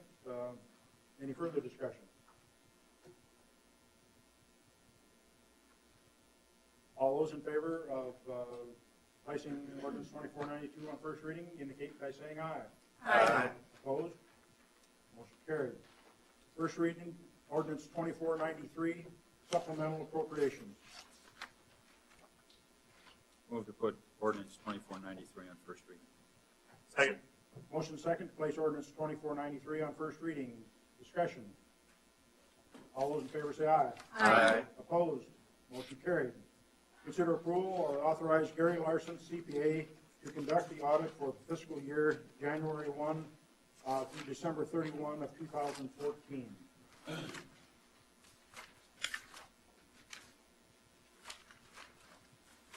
Move to approve. Second. Motion and a second to authorize Gary Larson to conduct the audit for the fiscal year. Any further discussion? Yeah, we've done this for the last 3 or 4 years, and then we had the state come in and look at the Corn Palace. I'm a little concerned that with what we did and looked at the Corn Palace, the fact that we're just going to have the same person audited again when this audit didn't show us anything from the Corn Palace when maybe it should have. I'm a little concerned that we're just doing this again with the same person and not looking at potentially changing the view a little bit. We anticipated that there might be that thought and concern. Stephanie, do you want to maybe elaborate on what we intend to do in regards to not only that department, but as well as other departments that have cash funds? The question, can you guys hear me on this or not? Is it working now? Okay. The question was asked of me also about what could be done for the audit procedures. I did spend some time visiting with legislative audit about whether or not the city could look at having them come in to do an audit in light of what happened with the Corn Palace recently. The problem that there is a little bit of a different procedure and process that happens when legislative audit comes in for an audit. primarily because what they do is they provide a service to governmental entities. Now, the complication that comes in is that they are required by law to audit counties.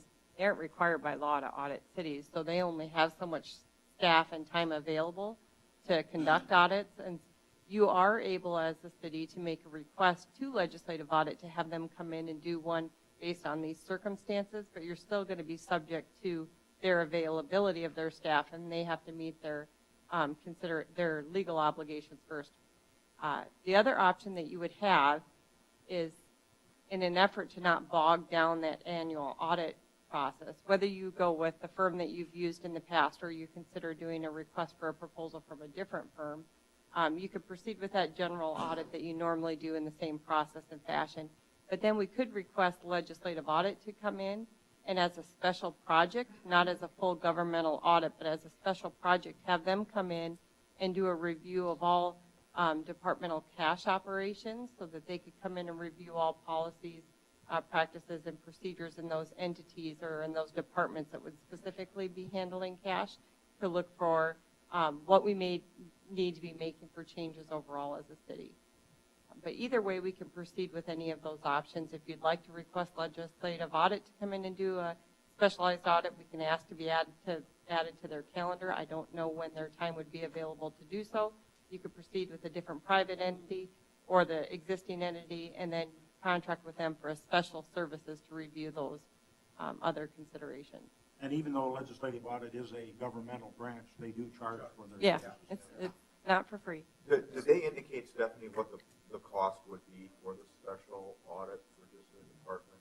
No, I didn't get that. I do know that when we've had them do our annual audit for us on the county, you know, we are still spending $35,000, $40,000 for our audit, which is a significant expense. This would be much less because you're looking at a specialized service. If that's something that the council is interested in, I could talk to Rod and Russ again and get closer figures. I actually just visited with him Friday afternoon, so we didn't get into too much detail. So, Stephanie, can we use the legislative audit as kind of a model for this gentleman, or is it two different types of audit? I asked that question too. I said, you know, can you explain to me the primary difference from what I've experienced with legislative audit doing the audit versus the private sector? And of course, because legislative audit is a branch of the state government, while they're on site, you know, the auditing practices are going to be the same. But what's different is they're going to look at some of the other things that they've experienced in other entities, or we could say, go focus on this area. You can still do that now with your private auditor, but the difference is you're being billed an hourly fee. And so typically they said city government or other governmental entities trying to be conscientious of that hourly fee kind of cut back on what additional services you request. The difference with legislative audit, for example, when we had our audit every year, we would have them focus on one department every year, and we would look at everything from policies and procedures to cash handling practices to everything. And so that rotated so that we knew over a period of 5 years, each of those outlying departments that have access to handling cash were looked at in depth. And it's still something the city could require as part of our regular audit, but if you just trying to give you some different alternatives that you could look at, not knowing what your comfort level is with your existing audit firm. Marilyn, has it been a while since we've sent an RFP out? It's been a number of years, yes. Okay. Do we know the other cities? I know this is a very unique audit. There's not every CPA firm in the state that conducts municipal audits. So I know you are a little bit limited. But I would be interested in seeing if there's some in the area or the eastern part of South Dakota, if we would send an RFP out just to see who would respond. And of course, then we would, you don't have to take, I don't believe, the lowest one because this is a special, you correct me if I'm wrong, but professional services. But it's in the business world, it's not all bad to switch auditors periodically, because they just look at it differently. And I know most of it's going to be consistent, but I think I'd be interested in finding out what firms in the area would be interested in potentially conducting an audit and then maybe have Stephanie investigate a little bit to look into possibly the special audit with legislative audit sometime next year, or maybe the auditor that we end up hiring might have some ideas of how potentially we could accomplish maybe a little bit more in depth, especially with cash handling. And I would say that if you are going to look at a request for proposals from other entities, at that time, we could send that same letter requesting legislative audits availability to see if they'd be interested in coming in maybe as a fresh start for the city, and we could focus on those areas as part of the audit, if you're going to request for proposals anyways. I'd like to make a substitute motion to table approval for Gary Larson to the September 15th meeting. Second.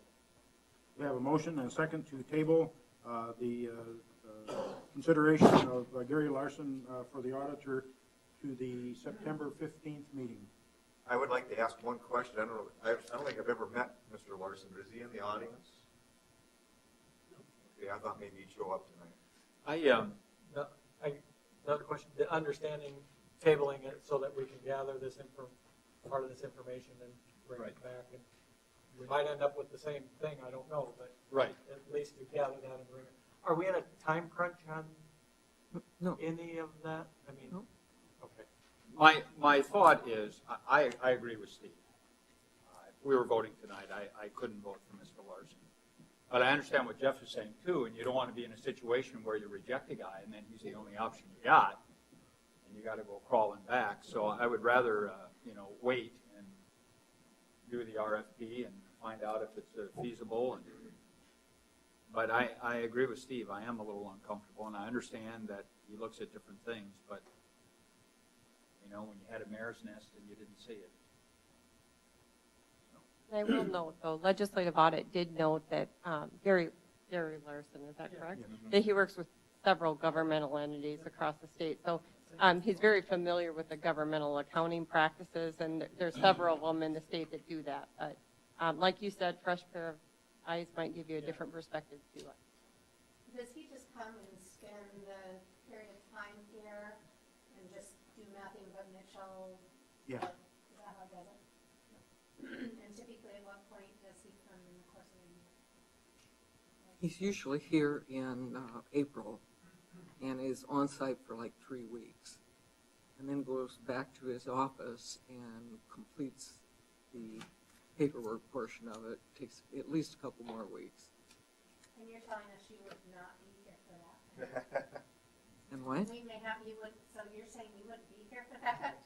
I think you need to No. at least stick around one more year.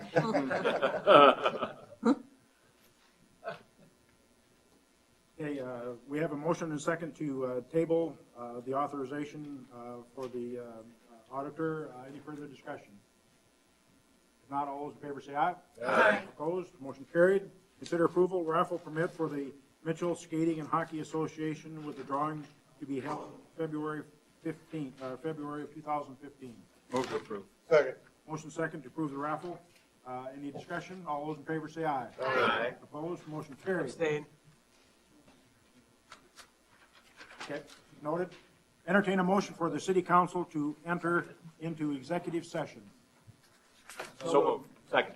Motion second to enter executive session. All those in favor say aye. Aye. Opposed? Motion carried.